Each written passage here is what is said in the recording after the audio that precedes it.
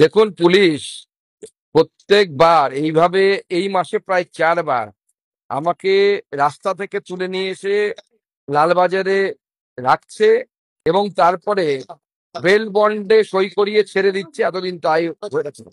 আমি আজকে সিদ্ধান্ত নিয়েছি, যেভাবে আমার আপনার বাড়ির ঘরের মেয়েদের যেভাবে ইজ্জত লুট হচ্ছে, যেভাবে তাদেরকে ধর্ষণ করা হচ্ছে, তার বিরুদ্ধে একটা জোরদার প্রতিবাদ হওয়া দরকার। এবং আমি সিদ্ধান্ত নিয়েছি, আমি বেল বন্ডে সাইন করে ব্যক্তিগতভাবে জামিন নেব না। তার জন্য যদি আমাকে রাতভর জেলে থাকতে হয়, তাও কোনো অসুবিধা নেই, রাতভর জেলে থাকবো। এর আগে আমি বলেছি, 1000 বার যদি আমাকে অ্যারেস্ট হতে হয়, আমি 1000 বার অ্যারেস্ট হবো। কিন্তু বাংলার মেয়েদের সম্মান নিয়ে, বাংলার মেয়েদের এইভাবে সম্মান, তাদের ইজ্জত নিয়ে এইভাবে ছিনিমিনি খেলা যাবে না। ঠিক আছে।